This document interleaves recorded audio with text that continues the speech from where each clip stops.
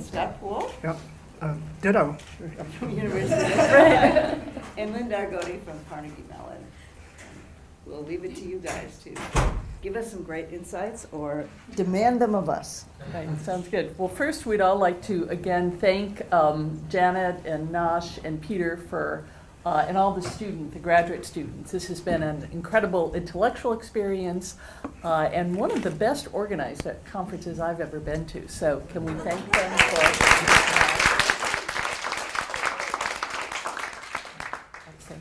So we chatted a bit last night. So our comments will probably be slanted to the presentations from yesterday, but we'll try to incorporate today's as we go through. I'd like to begin with a few, and we each have a slide, and we'll go back and forth a bit because there is some overlap, as you'll see. The first comment I wanted to make that we thought was very exciting was how psychological processes interact with networks. We saw this yesterday in Paul Lenardi's talk, where he looked at how attention interacted with the network. I think we saw that a bit today in Kathleen's talk with the idea of heedful manipulation of networks. And we think this is very exciting because it both will enrich our theory. In Paul's case, the psychological factor was a moderator that moderated the effect of the networks.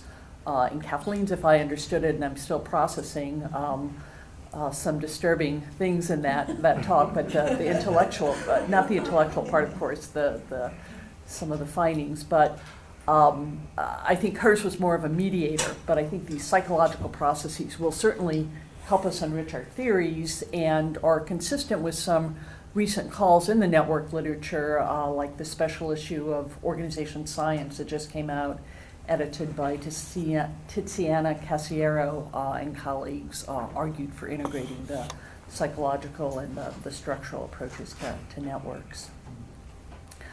Another very exciting thing that we saw that was more of a methodological contribution, and this came out most clearly in Leslie's, where's Leslie?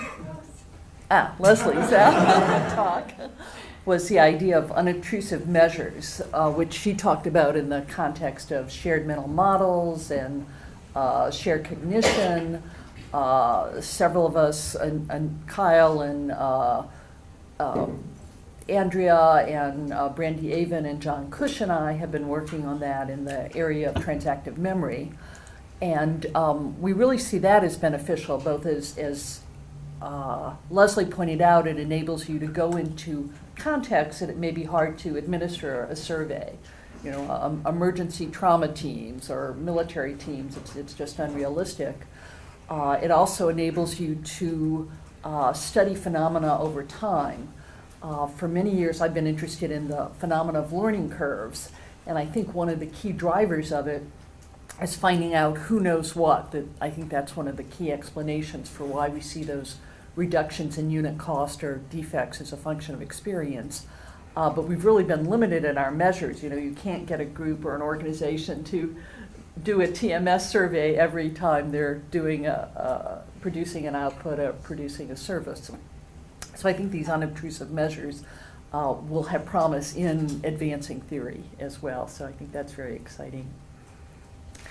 Another thing that we saw, and I'm going to say a few words and then turn it over to Ambush, who I know has more thoughts on that, is the importance of task. Task matters. We've seen that in some other network studies. I'm thinking of Hansen's study on the search transfer problem, that whether and maybe that's better putting in the knowledge category, but which sometimes knowledge and task blurs in my mind. But we heard a great example yesterday with PJ's talk, that the difference between sharing solutions versus sharing perspectives. And I know Ambush has, would you want to say a few more? Yes, so maybe I'll just advance to different slides. So the task types, you know, this workshop was titled Wisdom of Crowds, but so wisdom of crowds on what? I mean, what is a task? And that was a central item in our mind. So you have a crowd, and what are they trying to solve? What is the specific task that they're trying to solve? And so we saw the cases that we looking at the what was here that we saw samples of. It was a search on a network. I mean, this is what we saw in the case of PJ here, or in the case of trying to find a single expert, or in the case of finding a good idea, and you're seeing how does the network structure guide that specific effect. Then we saw the case of that there was the case of distributed tasks and control, which we saw in the case of the multi-team work by Leslie, and we saw in the case of Mudhakar's case of trying to put together not a single expert, but a team of experts. And then we also saw talks where they're looking at the network structure and what effects it has. So we saw that in the case of the bridges, and in the case of the knowledge categories, we saw it in the case of the citation networks and the hotspots, the dominance structures, and the thoughtful use of networks that we saw in the talks today. So these prompted in my mind a number of issues that I'll get to later, but I just would like to hand it to Scott to say a few words. Yeah, and you know, it also, that was something that struck me as well, the number of different kinds of tasks that are here. And one of the most vexed problems, of course, in the group area and the organizational area is how do you get general categories for tasks? You know, like another way of dividing it up would be there are some tasks here that are innovation tasks. There are some tasks that are problem-solving tasks, like PJ. There are some tasks that are understanding tasks, that are just straight communication. There's others that are production type tasks, like Alejandro dealt with. And, you know, nobody yet has really, to my knowledge, come up with this really good classification scheme. You know, it's probably going to end up being multidimensional because, you know, as the comments up here indicate, well, not anymore, but the comments up here indicate it's also possible to decompose things into subtasks and then basically do addition type things. But I think that it's going to be hard to reconcile results across these studies or to grow out of them unless we take task into account. Great, thank you. Another factor we saw as important that came off in a lot of the studies, that experience matters, the idea of path dependence, and Alessandro in his talk, while he didn't get into it in the talk yesterday, but I know from other conversations I've had with him and seen him, presentations I've seen him give, he's doing a very interesting study on robotic surgery, which brings up different dimensions. Maybe the fundamental is whether the experience is assisted by technology or not.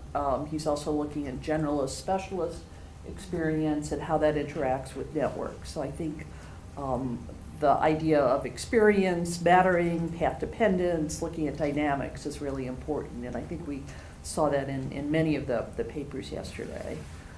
And I know Ambush is going to say more about that. Maybe I'll just say my last point here and then turn it over to him. The other thing is the characteristics of knowledge matter. I know Brian did some early work on private versus public knowledge. Here, one of the fundamental distinctions we all are familiar with is the tacit versus explicit knowledge, and there's been some work on how that interacts with networks. Very interesting work yesterday from Russ Funk on the idea of the complexity, the cardinality of knowledge, and more work from Brian on the idea of the age of knowledge. So in some ways I think that relates to the task, but it is a separate dimension that may relate to the task, but I think is worthy of separate attention in terms of moving forward. So I'll turn it over to... Do you want to say a little bit more about what you... Yeah. Oh, if you want to say follow-up, that's fine too. Actually, it's more continuous, I think, if we just go on to your thoughts All right. about that. So, This is coordination. Yeah, we're having coordination problems. So,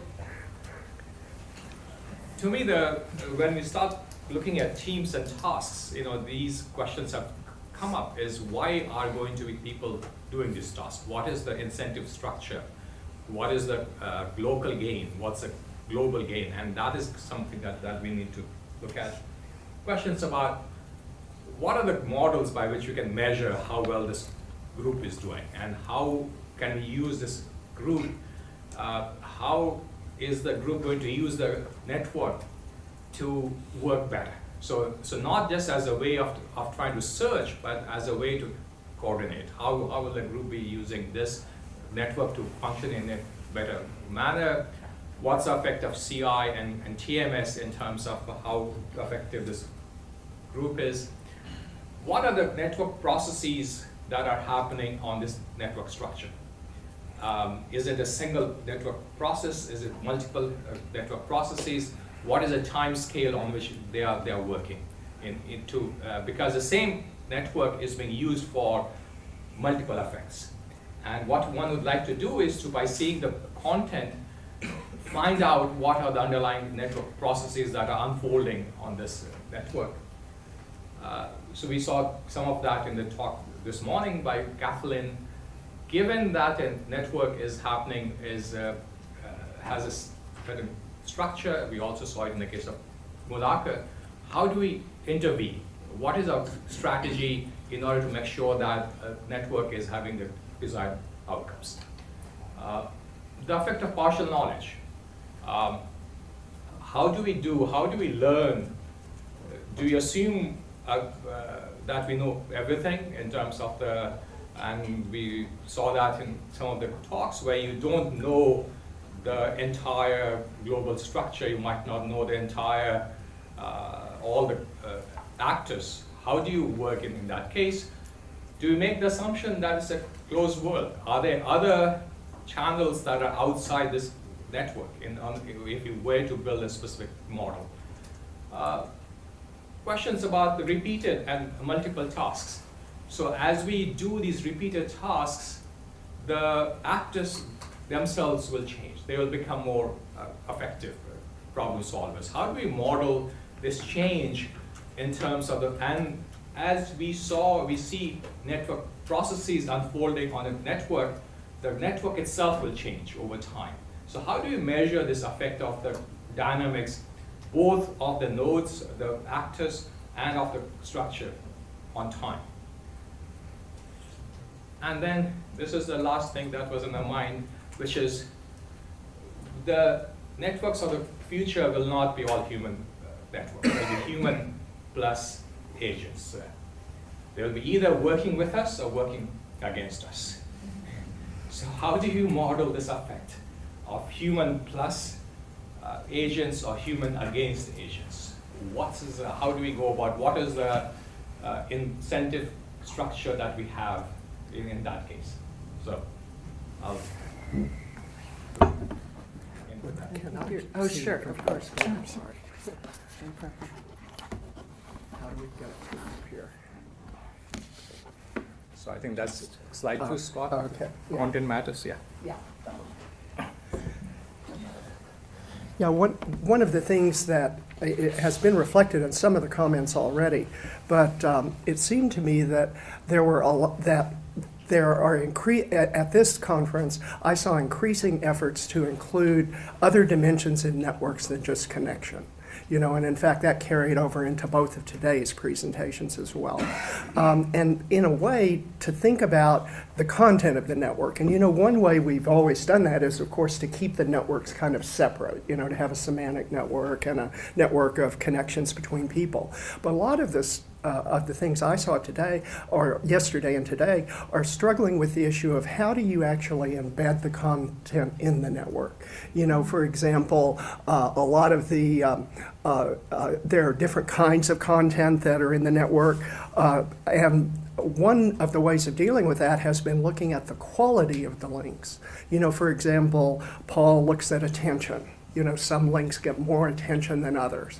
PJ looked at what's transmitted through the link, a solution versus a perspective. The quality of information that we base the network on, as in Russell's presentation. Also quality in terms of little sequences of events that happen through the links, as in Alessandro's presentation. And it's it's still interesting and a little bit awkward to try to do these multidimensional networks. Kathleen has another method of dealing with them. And you know, the dynamics of what's happening within the links vary a little bit based upon how you consider content and or other aspects of machines, for example, being in the networks, because our linkages with machines are going to be very different than our linkages with people. And all of those things seem to be emerging as different approaches that we could take that were illustrated today. The other thing that I noticed, of course, but I would notice this, is process going on in the networks. There's a lot of developmental things going on, and it's interesting.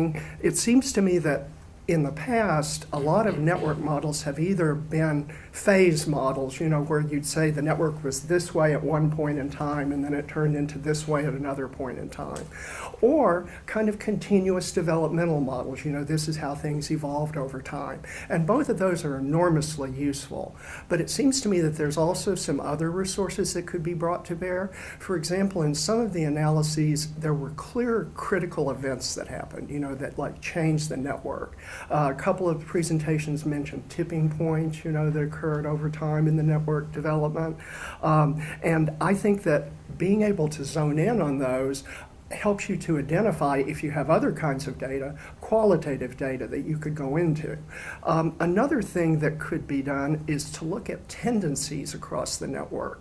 If you looked at what Leslie's data showed, is there were periods when ground control and the crews were coming more closely in understanding with each other.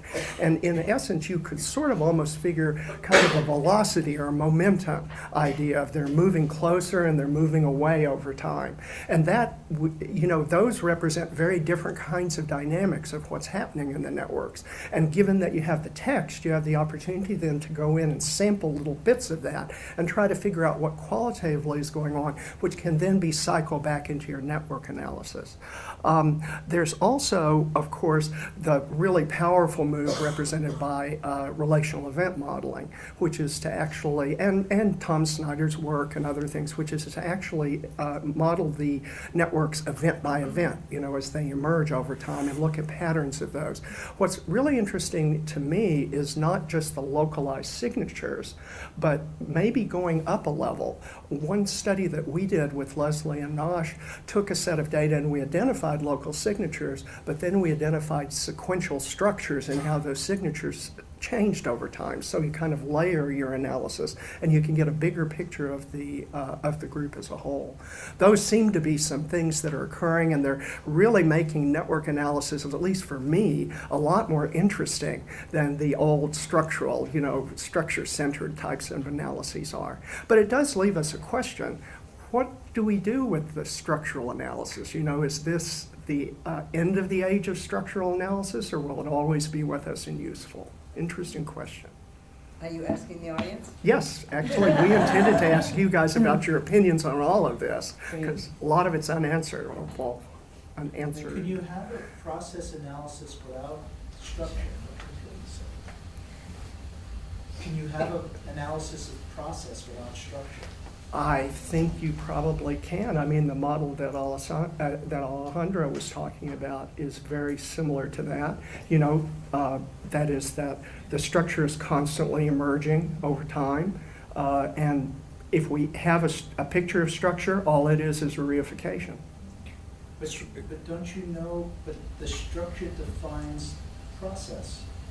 The structure does make it easier to analyze the process because you make the assumption that the process is going to unfold on the structure. Yeah. And now the structure itself is kind of the history of whatever has happened on this network. Now, how much of the history is useful? How much of it is not useful anymore? Mm-hmm. Just because there was a process that unfolded 10 years ago does not imply that that link is still relevant. So how much of the structure should one keep around for the specific process one is looking at? Not clear.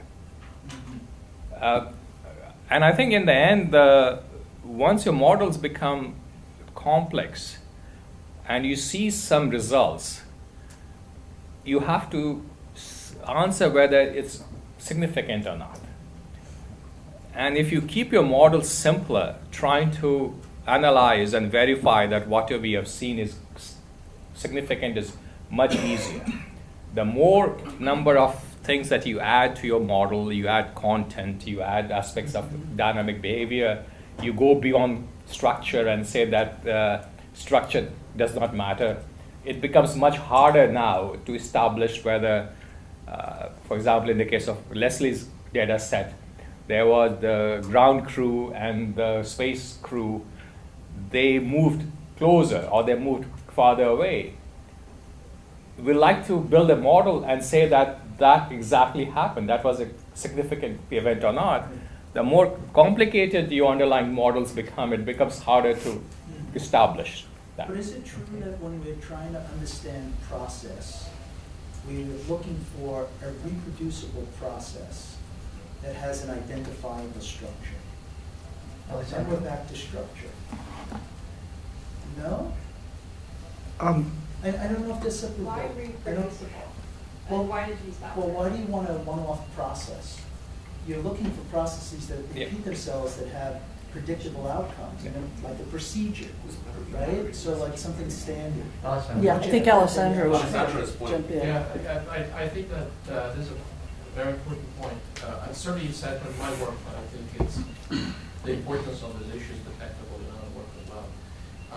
The problem is less, to me, is less to do with structure versus processes, but has to do with mechanisms that in a sense produce both. At the data level, the real difference is between states and events. So structure is linked to the idea of state. Then a state is something that endures, and the data that state-oriented observation schemes produce is occupancy or sojourn in a state and a unit leaving the state. Most of network models are state models, where being linked is a state. Now, the problem is that we never see the structure, we see the events. So we can see, as I mentioned, relational events, units producing events, and we interpret that as structure. But it's an empirical question, the extent to which events are structured, because they vary independently. So the real problem is mechanisms, and as it was mentioned, the memory in structure. So how far back or how far forward does structure affect events?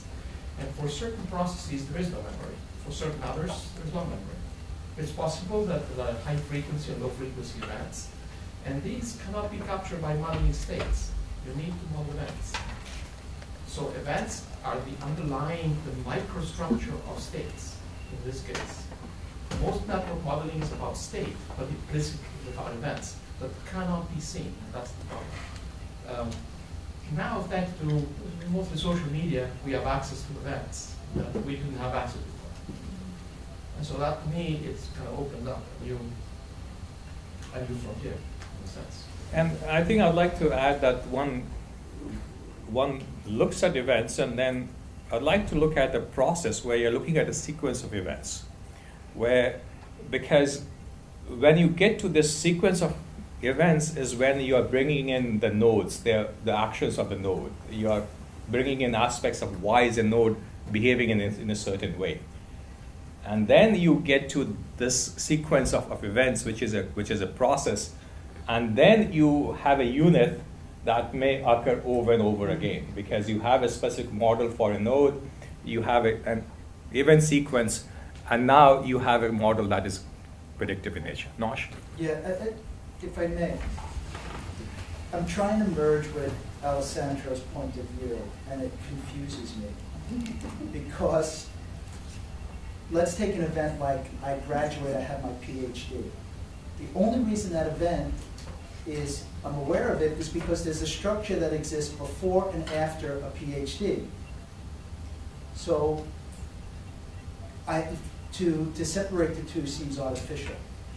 So can I jump in here? I think that, so there, in the network space, there was a lot of focus on looking initially just at sort of cross-sectional structural signatures, right? Like this is where the ergo's got a lot of airplay.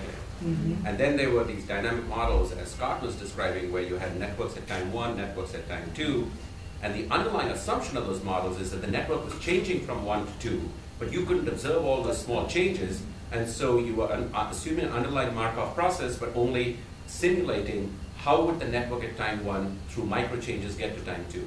Now the advantage of the relational events that Alessandro is talking about, which is a relatively recent development in network research, says I don't need to simulate what happened between time 1 and time 2. I have every relational event timestamp data that is available to me through social media, etc. So now what's happened though is that in the excitement of getting caught up in the excitement of relational events, we are really focusing on relational events and seeing how they evolve over time. But I would submit, Alessandro, that as an example of what Brian was talking about, what is interesting, what remains to be done in relational event models is the co-evolution of events and states. So states can lead to events, which in turn can lead to new states. And that these events and states that co-evolve could either be relational events and relational states, when I send you a message, or how much I trust you, which would be a relational state, but also actor events, like graduating, or actor states, which is my feeling of relief that this workshop is about to be over. Right? So those would be examples of actor states, actor events, and relational states. So what really I think we are poised now to is to build models that talk about these co-evolution of both actor and relational events and states. And that's really not, that I think will help us build the mechanisms in a more richer fashion than we are able to do right now. We sort of looked at each of these by themselves, but haven't thought about it together. And I think, just to add to what Nushir said, I think it's useful to use as a synonym for states functions, right? Because a lot of the work, when I first heard Brian's question to Scott, can you have a process without structure? And I thought, well, yeah, there's a whole bunch of group literature that focuses on the content or function of what has to happen in a group for people to be able to integrate, right? And so that's the anti-structural part of process, which now people attend also to the structure. But I think that research integrates well with this network paradigm when you consider not events, but you consider states as functions, right? So it kind of puts the purpose, and even in your articulation, you said, well, why is someone doing this, right? What's the meaning that has? And I think that's what the function gives you. But I still think, the reason that I even asked the question is I still think structure has a really important role. I mean, sometimes it might just be a matter of temporal velocity. Interaction changes real fast.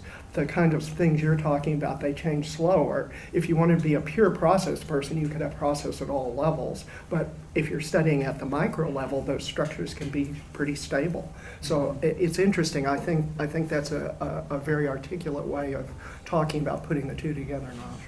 Thank you. David. So I want to take maybe a much more naive and slightly more utilitarian viewpoint. Networks really don't exist, right? They're an abstraction that we impose on the world. The world is super complex, and we all have very complicated emotional states. And just because I call one person a friend and another person also a friend, that does not mean that I have the same relationship in any way. So it's just an abstraction that lets us draw a very, very complex way and reduce it to 10 points and a bunch of lines drawn between these points. And the question is, when I look at this, I will draw some insights and I will make predictions about what will happen in the future. I will try to understand the world through this abstraction because it helps me cognitively. And if what I infer from this is completely wrong about the future, then this is really a failure of my abstraction. So I think we should judge structural analysis in how useful are the predictions that we get out of it. And in some senses, when there are very complicated processes unfolding either in the evolution of networks or on the networks, this abstraction may completely fail us, and in other cases it may still be very useful. So I think maybe the important thing is to figure out in what cases is what granularity of an abstract model still useful. So just to follow up on that, so if you were to look at statistics and when they build graphical models, and they are going to build a model in which they will be putting edges between two nodes. So these are edges that they learn based upon the behavior of the nodes. So what is the best node? You can make the network as sparse as you want, and you can ask yourself, I want to explain the behavior of this group of nodes, and what are the nodes, what are the dependencies that I need to learn in order to explain this behavior of this collective whole. So one can take the view that these edges that we are talking about are just in a Bayesian framework priors. These are things that we assume are there, and as a result of trying to look at this data, the posterior view may be different from the view that you started from. But it's a way to make the job of trying to infer or to explain easier, that you start with some kind of a prior that you have based upon the history that you have seen so far. You have the data that you have seen, and based upon that, you're going to infer a different network. So one could have the view that this is your state of, this is your way of trying to explain what you know so far. But it may change based upon what you see in the next day or in the next year. You'll have a different network that will explain whatever you have seen so far. Fair enough. I still think on a very basic level, we set up structures to control processes, period. We call it bureaucracy. We call it standard operating procedures. We spend tons of money trying to figure these things out. We try to create a routing system. I mean, I just don't think you can separate them like that. I think structures is a word like models. It Yeah, means it's 10 a lot different of things to things. 5 different people. Possibly. And I think you've just defined some definitions of structures, which some people in networks have a completely different idea of what a structure would mean in terms of structural signatures as opposed to norms or procedures, which is what he talked about. Yeah. So I think we have to be careful not to get caught up in semantics here. I think another aspect, back to David's question, is when you talk about abstractions of networks, there's a body of literature in social network analysis led by Linda and Kathleen's colleague, David Krackhart, who talks about cognitive social structures, which is our perception of the network, which may be at variance with the real network, but we may often act on the basis of our perception. So there's a very interesting, promising area of work in how cognitive social structures, while being different from maybe what is objectively the social network, may be actually more influential in explaining attitudes and behaviors. That's a good point. Edward is working on this now.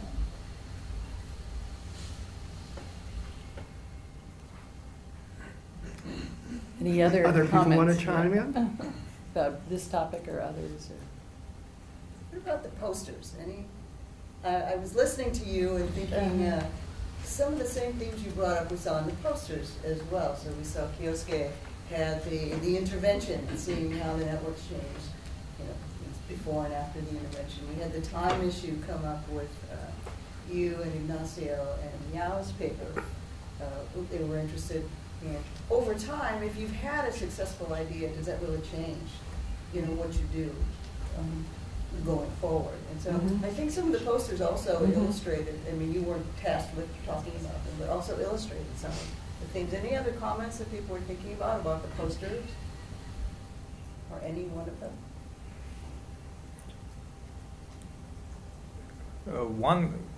One thing that I'd like to say at the end is a thank you to the people who have funded my research work. So, and thanks to our program manager who is in the audience, Edward. It's been painful for him to integrate PIs from different groups and different areas to make some of this research happen. But thanks to the Army Research Office and to our program manager, Edward. Yeah. And the Army Research Lab as well. And maybe we can thank our panel here for some really